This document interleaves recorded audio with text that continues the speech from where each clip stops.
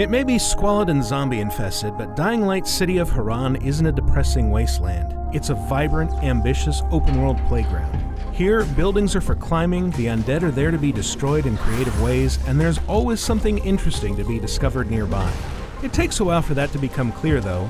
At first, you might even think Dying Light is really about running scared from mobs of seemingly unconquerable zombies. Don't be fooled.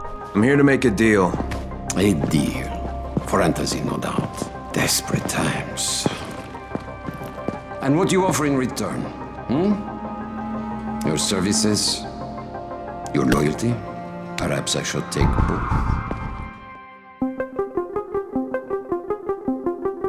Yes, it's a struggle to survive in Dying Light's early hours. Combat is initially clumsy, with the diverse and deadly zombies able to soak up a disturbing amount of punishment before they die for good. Jumping, which is unintuitively mapped to shoulder buttons on consoles, can take a while to get used to. Getting mobbed is usually a death sentence. So is attracting the attention of the much more dangerous things that come out when daytime dynamically gives way to night, at which point the focus shifts to tense stealth, or if you're discovered, an adrenaline-pumping sprint for the nearest safe point. Before long, though, you'll build up a skill set that turns your rotting foes into objects of fun, letting you vault across their shoulders, quickly slice them apart with dramatic slow-motion kills, or trick them into gathering around explosives.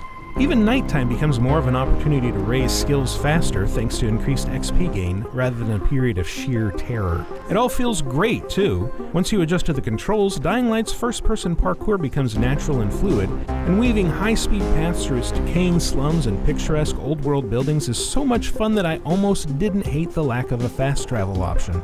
Combat, meanwhile, gets increasingly satisfying, although it never loses all of its awkwardness. Even when expertly shredding zombies with elementally charged tools of death I built myself, strikes are still heavy and clumsy. And while the guns you'll find later can pop heads from a distance, their low rate of fire and zombie-attracting noise makes them more of an occasional quick fix than a game-changing weapon. Finishing the campaign took me more than 34 hours with a 68% completion rate. The story is serviceable enough, but the most surprising thing about it may be its lack of surprises. Dying Light plays it pretty straight, with little nuance and few hidden agendas from its interesting but underdeveloped characters. Look, Brecken, the last thing we need is for you to go back out there. We can figure out another way without jeopardizing you. Right, Crane? I'll go.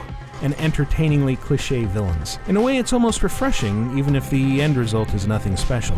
A big chunk of my time, though, was spent on detours into side quests, which are where the storytelling really shines. Taking on one of the many requests from random survivors might lead to something ordinary, like a fetch quest or a hunt for a specific target.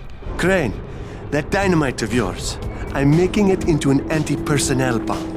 It'll mow down the infected like a harvester. I'm going to combine it with firecrackers and a load of shrapnel, but I'm missing a few things. Starting with a suitable casing. A battery from a truck would be perfect. More often than not, however, they're multi-part adventures with their own short storylines which frequently escalate into something lurid and creepy. A search for a missing person, for example, might turn into a hunt for progressively more unsettling clues in a seemingly abandoned apartment building, and a routine rescue mission might turn out to be a trap set by a conniving madman. These are some of Dying Light's most memorable moments, and they make exploring its world even more rewarding. While it's entirely playable as a single-player game, Dying Light is, like most things, better with friends along.